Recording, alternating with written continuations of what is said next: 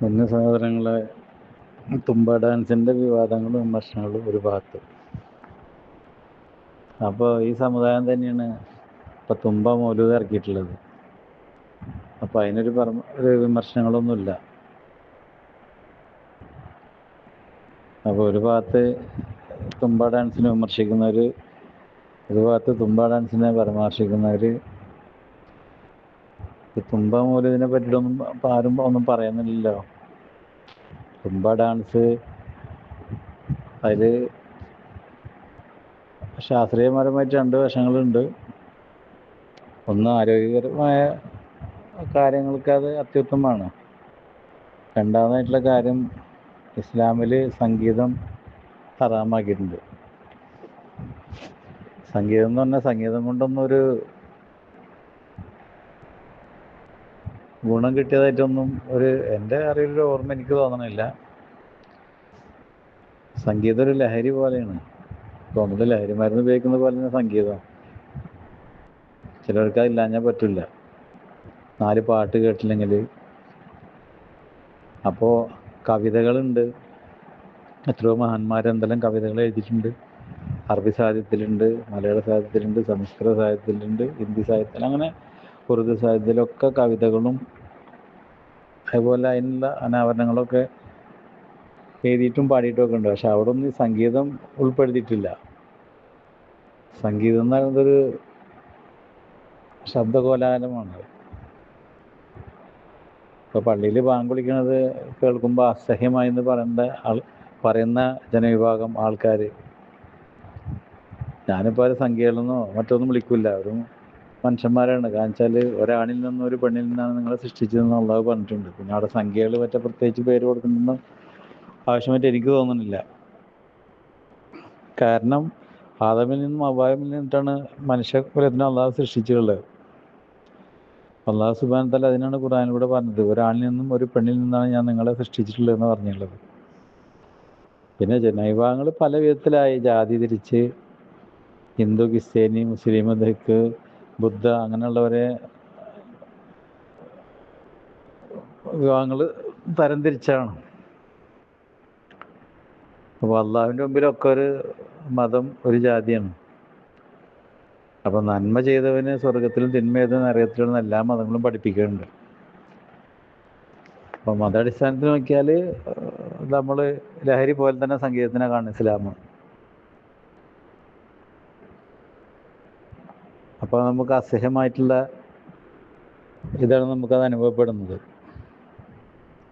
ഈയിടെ തന്നെ ഒരു കുട്ടി, ഒരു 2-3 ദിവസമായിട്ട് ഒരു കുട്ടി ഉമ്മാനെ സംസാരിക്കുന്നുണ്ട്. അത് ദർസിൽ പോകുന്ന കുട്ടിയാണ്. നല്ല പ്രഭാഷണം, നല്ല നമ്മൾ ചിന്തിച്ചു പോകും, കരഞ്ഞു പോകും. പക്ഷെ അത് ചില കാര്യങ്ങളൊന്നും നമുക്ക് മനസ്സിലാകുന്നില്ല. കാരണം വെച്ചാൽ അതിൻ്റെ ബാക്ക്ഗ്രൗണ്ടിൽ ഒരു ഇതുപോലെ ഒരു സംഗീതം, അത് വളരെ എനിക്ക് അസഹ്യമായി തോന്നിയത്. കാരണം വെച്ചാൽ ആ കാര്യം നമുക്ക് ശരിക്കും ഉൾക്കൊള്ളാൻ പറ്റുന്നില്ല. അത് ഉൾക്കൊള്ളുമ്പോൾ നമുക്ക് ഈ കോലാഹലമായിട്ടുള്ള ശബ്ദം, നമ്മളെ ശ്രദ്ധ അതിലേക്കാണ് പോകുന്നത്. പകുതി അതിലേക്കും നമ്മൾ കൊടുത്താൽ നമുക്ക് മനസ്സിലാവില്ലോ. പൂർണ്ണമായിട്ടും നമ്മൾ ആ കാര്യം ഗ്രഹിച്ചാലേ നമുക്കത് മനസ്സിലാക്കാൻ കഴിയുള്ളൂ. ഇത് പകുതി അതും ശ്രവിക്കുക, പകുതി ഇതും ശ്രവിച്ചു കഴിഞ്ഞാൽ നമുക്കൊന്നും ഒരു പിടുത്തം കിട്ടുന്നില്ല. എന്നെ സംബന്ധിച്ചിടത്തോളം ഞാൻ പറയുന്നത്, മറ്റുള്ളവരുടെ കാര്യം എനിക്കറിയില്ല. അപ്പം സംഗീതം നല്ലത് തന്നെ. അപ്പം അത് മനുഷ്യനെ ബുദ്ധിശൂന്യതയിലേക്ക് പിടിച്ചു കൊണ്ടുപോകുന്ന തരത്തിലുള്ള ഒരു ശബ്ദകോലാഹലമാണ് നമുക്ക് സംഗീതം കൊണ്ട് മനസ്സിലാക്കാൻ കഴിയുന്നത്. ഞാൻ പറഞ്ഞ പോലെ പ്രാമാണികമായിട്ട് ഒരുപാട് പൂർവികന്മാർ കവിതകളും അങ്ങനെ പല കാര്യങ്ങളും അവർ എഴുതിയിട്ടും പറഞ്ഞിട്ടും ഇതൊക്കെ ഉണ്ട്. അതായത് സംഗീതത്തിൽ കൂടെ അല്ല. അത് പഴയ കാലത്തൊക്കെ സ്റ്റേജിൽ അങ്ങനെ പ്രോഗ്രാം അവതരിപ്പിക്കുമ്പോഴും അങ്ങനത്തെ കാര്യങ്ങൾ കവിത എഴുതുമ്പോഴും സംഗീതം കൊടുക്കാറില്ല. ഇപ്പം അതിൻ്റെ ബാക്കിൽ വന്നിട്ട് സംഗീതം കൊടുക്കുക എല്ലാത്തിനും. അതിപ്പോൾ നാടൻപാട്ടായിക്കോട്ടെ, അതുപോലെ തന്നെ ഇപ്പോൾ അങ്ങനെ ഒരു പഴയ കാലത്ത് പലവർക്കും ഉണ്ട്. ഇപ്പോൾ ഇസ്ലാമിന് ദഫ്മുട്ട്, അങ്ങനെ പിന്നെ അതുപോലെ തന്നെ ഇത് തിരുവാതിരക്കളി ഒക്കെ. അത് എന്തൊക്കെ രസമായിരുന്നു നമുക്ക് പണ്ടൊക്കെ കാണാനുള്ളൊരു ഇത്. നമ്മളെ നാട്ടിലൊക്കെ വെച്ചാൽ തിരുവാതിരക്കളിയൊക്കെ നമ്മൾ എല്ലാ വീട്ടുകാരും ഉണ്ടാവും. അപ്പോൾ ഒരു വീടിൻ്റെ മുറ്റത്ത് വെച്ച് നടത്തും. അപ്പോൾ എല്ലാവരും പോയിരുന്നത് കാണും. ഇപ്പം അതും കൂടെ സംഗീതത്തിൽ കൂടെ ആക്കിയിട്ടുണ്ട്. അപ്പം അങ്ങനെയൊക്കെ ഒരു കോലാഹലങ്ങളൊക്കെയാണ് സംഗീതം കൊണ്ട് എനിക്ക് തോന്നിയിട്ടുള്ളത്.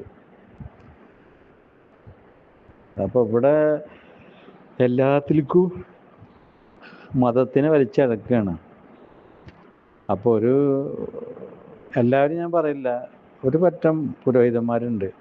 അത് ഹിന്ദുക്കളിലായാലും മുസ്ലിംസിലായാലും ക്രിസ്ത്യാനിലായാലും അവർക്ക് എന്താ പറയുന്നത്, അവരെന്താ ചെയ്യുന്നതെന്ന് അറിയില്ല. അവരുടെ അഭിപ്രായങ്ങൾ ഇങ്ങനെ തുറന്ന് പറയും. അത് നല്ലതുണ്ടാവും ചീത്ത ഉണ്ടാവും എന്ന് അവർ ചിന്തിക്കാറില്ല. നമുക്കിഷ്ടമല്ല നമ്മൾ മക്കളെ പറഞ്ഞേക്കണ്ട. നമ്മളിപ്പോൾ സ്കൂളിൽ വേണ്ട അധികാരികളെ കണ്ടിട്ട് പറയാം, എൻ്റെ കുട്ടികളെ അതിലേക്ക് പറഞ്ഞേക്കാൻ താല്പര്യമില്ല. അവിടെ കഴിഞ്ഞു സംഗതി. പഠിക്കുന്നവർ പഠിച്ചോട്ടെ, പഠിക്കാത്തവർ പഠിക്കണ്ട. പക്ഷെ അതിന് വിമർശനങ്ങളായിട്ട് വരണ്ട. അത് ശരിക്കുള്ളതിൽ പറഞ്ഞു കൊടുക്കുക. ഇസ്ലാമിൽ സംഗീതത്തിനെ ഹറാമാക്കിയിട്ടുള്ളതാണ്. ഇതുപോലെ റസൂലും സഹാബത്തും നടന്നു പോകുമ്പോൾ ഇതുപോലത്തെ കോലാഹലങ്ങളും സംഗീതോപകരണങ്ങളിലുള്ള താളങ്ങളും മറ്റും കേട്ടപ്പോൾ റസൂലുള്ളാഹിയുടെ തലപ്പാവിൻ്റെ 2 ഭാഗം എടുത്തിട്ട് ചെവിട്ടിൽ തീരി. അപ്പോൾ സഹാബത്ത് ചോദിച്ചപ്പോൾ പറഞ്ഞാൽ നമുക്ക് ഹറാമാണ്, മനുഷ്യൻ്റെ തലച്ചോറ് പല സ്ഥലത്തേക്കും പിടിച്ചു വലിക്കും അത്. അപ്പോൾ എന്നുള്ള മാതൃക കാണിച്ചപ്പോൾ ആ മാതൃകപരമായിട്ടാണ് ഇസ്ലാം ഓരോ കാര്യങ്ങളും അതിൻ്റെ കൺസെപ്റ്റിൽ കൂടെ പറയുന്നത്. അത് മറ്റുള്ളവർ തെറ്റായിട്ട് വ്യാഖ്യാനിക്കരുത്. പക്ഷെ അത് പറയുന്ന ശൈലി ഈ പുരോഹിതന്മാർ ആ ശൈലിയിൽ കൂടെ പറഞ്ഞ് മനസ്സിലാക്കി കൊടുക്കണം, ഇതാണ് കാരണം എന്നുള്ളത്. അപ്പോൾ ചെയ്യണവർ ചെയ്തോട്ടെ, ചെയ്യാത്തവർ ചെയ്യണ്ട. അപ്പോൾ ഇസ്ലാമിൽ കള്ളുപിടിക്കുന്നത് ഹറാമാണ്. ഒരുപാട് പേര് കള്ളുപിടിക്കുന്നില്ല ഇസ്ലാമിൽ. എൻ്റെ അറിവിൽ 50% കള്ളുപിടിക്കുന്ന ആൾക്കാരുണ്ട് ഇസ്ലാമിൽ. ഇസ്ലാമൊന്നും പറയാൻ പറ്റില്ല അവരോട്. തീവ്രവാദത്തിന് പോകുന്ന ആളുകൾ ഒരു ഇസ്ലാമിലില്ലേ? അവർ ഇസ്ലാമിൽ നിന്ന് പുറത്തല്ലേ? ഇസ്ലാം ഒരിക്കലും തീവ്രവാദത്തെ അംഗീകരിക്കുന്നില്ല. അന്യായമായിട്ട് മനുഷ്യനെ കൊന്നാൽ ലോകത്തുള്ള എല്ലാ മനുഷ്യന്മാരും കൊന്നെന്നാണ് ഇസ്ലാം പഠിപ്പിക്കുന്നത്. അപ്പോൾ അതിനെന്ത് ചെയ്യും? എവിടെയോ 1-2 പേര് എന്തെങ്കിലും കാര്യങ്ങൾ ചെയ്തു കഴിഞ്ഞാൽ അപ്പോൾ മൊത്തത്തിലുള്ള ഇസ്ലാമിൻ്റെ പേരിലേക്ക് അത് വലിച്ചിടും. ഇപ്പോൾ ഈ ചാനൽ ചർച്ചയിൽ തന്നെ ഒരു തെണ്ടിന്ന് തന്നെ വിളിക്കണവൻ, എന്താണ് എൻ്റെ പേര് എനിക്കറിയാം. ഞാനൊന്നും അങ്ങനത്തെ ചില സമയത്ത് തന്നെ കേട്ട് പോകുന്നതാണത്. എന്തിനും വിമർശിച്ചിട്ട് എന്ത് കാര്യങ്ങൾ പറഞ്ഞു കഴിഞ്ഞാലും ഏതെങ്കിലും ഒരു കാര്യത്തിനവൻ ചാനൽ ചർച്ചയിലേക്ക് വിളിക്കുക. ആ കാര്യം തുടക്കത്തിൽ അതുകൊണ്ട് അതിന് തിരികൊളുത്തിയിട്ട് പിന്നെ കാണാൻ റസൂലുള്ളാഹിൻ്റെയും ദീനിൻ്റെ ഇസ്ലാമിൻ്റെ എല്ലാവരും മകട്ടവൻ കയറുന്നത്.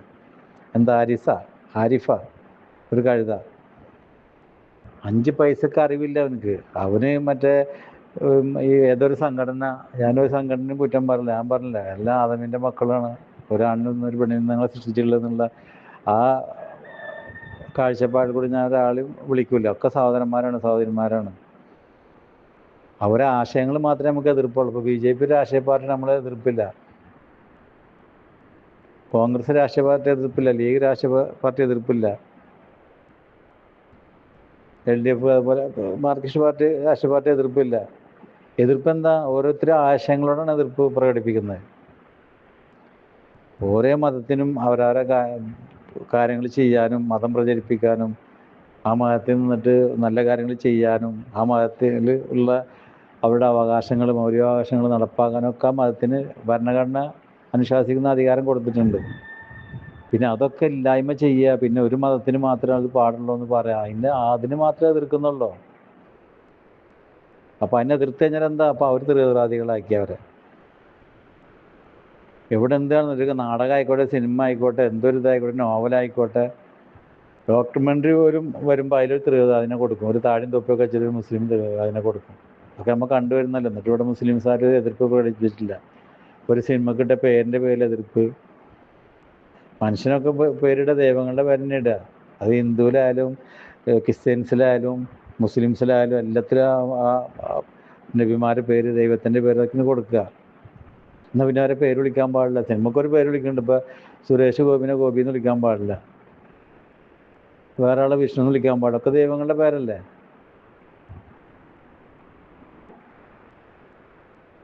മുസ്ലിംസിൽ അതിൽ മുഹമ്മദ് ഉണ്ട്. ഇപ്പം എൻ്റെ പേര് അബ്ദുൽ വാഹിദ്, അതായത് ദൈവത്തിൻ്റെ അടിമ.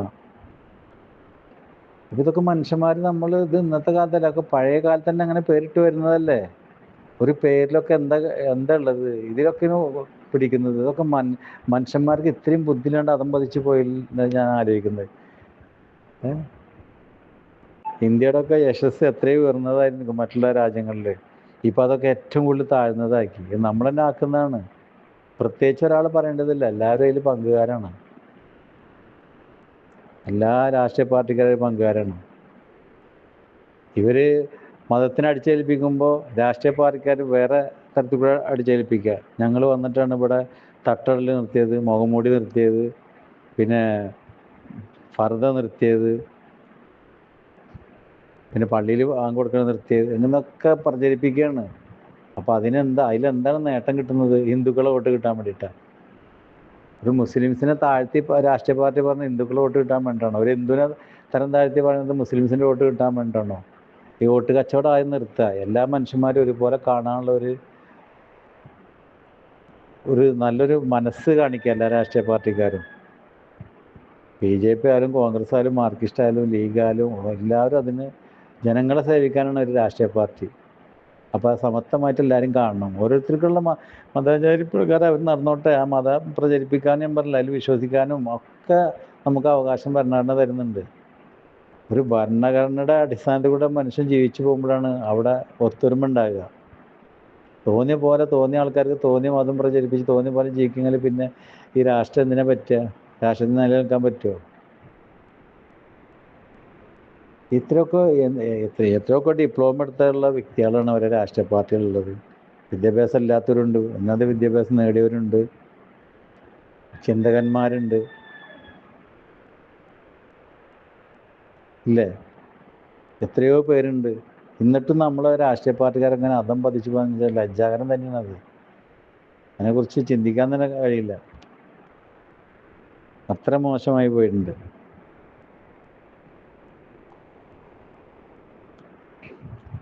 അപ്പോൾ എന്തൊരു കാര്യം ഉണ്ടെങ്കിലും അതിലേക്ക് മതത്തിനെ വലിച്ചിടരുത്. ഓരോരുത്തർ അഭിപ്രായം പറഞ്ഞാൽ അഭിപ്രായത്തിൽ കൂടെ മാറ്റുക. ആ വ്യക്തിയിൽ കൂടെ അഭിപ്രായം ഇതാക്കുക. ഒരാളൊരു വ്യക്തി ഒന്ന് പറഞ്ഞ് അപ്പോൾ അത് ലീഗിൻ്റെ മേൽക്കിട്ട്, അല്ലെങ്കിൽ ഒന്ന് പറഞ്ഞത് RSൻ്റെ മേൽക്കിട്ട്, അല്ലെങ്കിൽ ഒന്ന് പറഞ്ഞത് LDFൻ്റെ മേൽക്കിട്ട്, അല്ലെങ്കിൽ ഒരാൾ പറഞ്ഞ കോൺഗ്രസിൻ്റെ മേൽക്കിട്ട്, അങ്ങനെയല്ല വേണ്ടത്.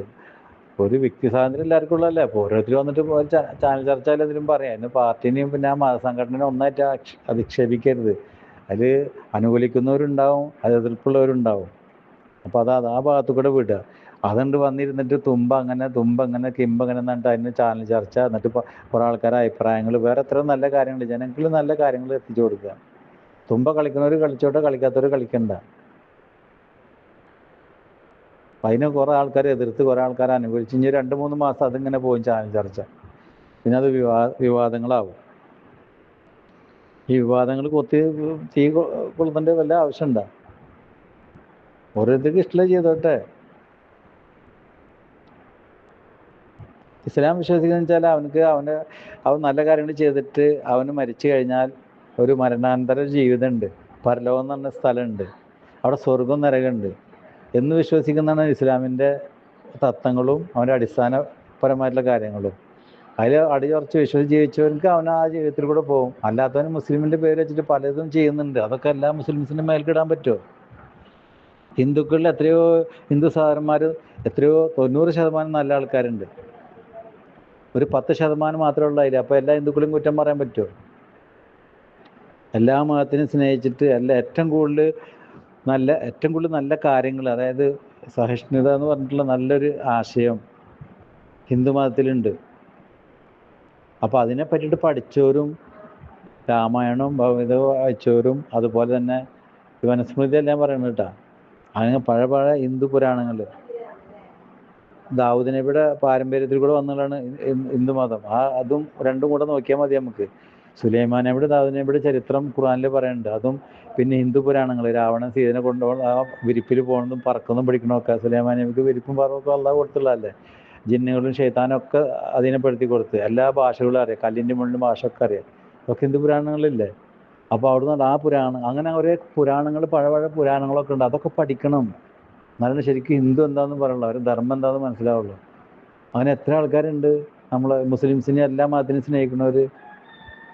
അവരെല്ലാ കാര്യത്തിലും പങ്കെടുക്കും, അവരൊക്കെ ഒത്തൊരുമിച്ച് നിൽക്കും. കേരളത്തിലൊക്കെ തന്നെ വിജയങ്ങൾ. ഉത്തരേന്ത്യയിൽ വെച്ചാൽ അവർക്ക് വിവരമില്ലാണ്ടാണ്, വേറൊന്നല്ല. അവിടെ വിദ്യാഭ്യാസം കൊടുക്കില്ല. അവിടെ ജന്മികളുണ്ട്. ഈ ജന്മികൾ അവരങ്ങനെ അടിമത്തായിട്ട് കൊണ്ടുനടക്കുകയാണ്. അവരെ കൊണ്ടാണ് ഈ രാമന് വിളിക്കാൻ പറയണതും മറ്റേ പറയണതും ജയ് ശ്രീരാം എന്നൊക്കെ വിളിക്കാൻ പറഞ്ഞിട്ട് അങ്ങനത്തെ കുറേ ആൾക്കാരെ അവിടെ പടച്ചു വെച്ചിട്ടുണ്ട്. അവർക്ക് വിദ്യാഭ്യാസത്തിലൊന്നുമില്ല. അവർക്ക് മയക്കുമരുന്നും മറ്റതും കൊടുക്കും, കള്ളുടിക്കാൻ പൈസയും കൊടുക്കും. അങ്ങനെ അവരെ വളർത്തിയെടുക്കുകയാണ്. എന്നാലും ഇവരെ അജണ്ട നടപ്പാകുള്ളൂ. ഇപ്പോൾ BJP വന്നിട്ടാണ് വിദ്യാഭ്യാസത്തിലാണ് അവർ ആദ്യം കൈവച്ചത്. കാരണം വെച്ചാൽ ശരിയായിട്ടുള്ള ചരിത്രങ്ങൾ അവർ മാറ്റി നിർത്തിയിട്ട് വളച്ചൊടിച്ച് അവരെ ആ ചരിത്രങ്ങൾ തിരികെ കയറ്റി. അപ്പോൾ സ്കൂളിൽ പഠിക്കുമ്പോൾ തന്നെയാണ് ഇവിടെ മറ്റവർ മുസ്ലിംസ് അല്ലെങ്കിൽ ക്രിസ്ത്യാനിസ് എന്നിട്ട് നമ്മളെ അമ്പലങ്ങളൊക്കെ പൊളിച്ച് അവിടെ പള്ളിയാക്കി, ചർച്ചുണ്ടാക്കി, കുറേ ആൾക്കാരെ നമ്മളെ കൊന്നൊടുക്കി, ഇതൊക്കെയാണ് കൊടുക്കുന്നത്. അപ്പോൾ ഈ പിഞ്ച് മനസ്സിൽ ഇത് വായിക്കുമ്പോൾ ഗൗരവം അവരോടുള്ള ഇതും ഭീകരത കൂടി വരികയാണ്. ചെറിയ കുട്ടികളുടെ മനസ്സിലേക്കല്ലേ ഇത് ചെല്ലുന്നത്, അവരെ ബ്രെയിനിലേക്ക് അതിൽ അടിച്ചേൽപ്പിക്കുകയാണ്. അപ്പോൾ വിദ്യാഭ്യാസത്തിൽ കൂടിയാണ് അതൊക്കെ ആദ്യം കുറേ അവർ സാധിച്ചെടുത്തത്. അപ്പോൾ ഏത് രാഷ്ട്രീയ പാർട്ടി ആയാലും ജനങ്ങൾക്ക് വേണ്ടി നല്ല കാര്യങ്ങൾ ചെയ്യുക, എന്നാലേ അവർക്ക് നിലനിൽപ്പുണ്ടാവുള്ളൂ ആ രാഷ്ട്രീയ പാർട്ടിക്ക്. ഇത് തൊള്ളേ തോന്നിയത് മറ്റേ പഴഞ്ചൊല്ല് പോലെ എന്താണ്, വായ തോന്നിയ കോതക്ക് പാട്ടെന്ന് തന്നെ അങ്ങനെ വിളിച്ച് പറയും. അപ്പോൾ ഇവിടെ പഴയ കാലം മാറ്റില്ല. പഴയ കാലത്തൊക്കെ ചിലർ പത്രം വരണം അതൊക്കെ കേൾക്കണം. അല്ലെങ്കിൽ നല്ല ടൗണിലൊക്കെ പോയിരുന്നു കഴിഞ്ഞാൽ മറ്റേ പഞ്ചായത്ത് അടിസ്ഥാനം ചില സ്ഥലങ്ങളിലൊക്കെ ഒരു ഇത് വെച്ചിട്ടുണ്ടാകും, കോളാമ്പി, എന്നിട്ട് അതിൽ ഇങ്ങനെ കേൾക്കാൻ വാർത്തകൾ അവിടെ പോയിരിക്കണം, എന്നാലൊക്കെ അറിയുള്ളൂ. ഇന്ന് സെക്കൻഡ് വെച്ച് നമ്മളെ കൈത്തുമ്പിൽ തന്നെ ഉണ്ട് എല്ലാം അറിയാൻ വേണ്ടിയിട്ട്. അപ്പോൾ നാടിന് വേണ്ടി ജനങ്ങളായാലും ഗവൺമെൻറ് ആയാലും നാടിന് വേണ്ടി നല്ല കാര്യങ്ങൾ ചെയ്യാം. വെറുതെ ഉള്ള ഒരു വിവാദത്തിലേക്ക് ജനങ്ങളെ വലിച്ചിടരുത്, ദയവ് ചെയ്തിട്ട്.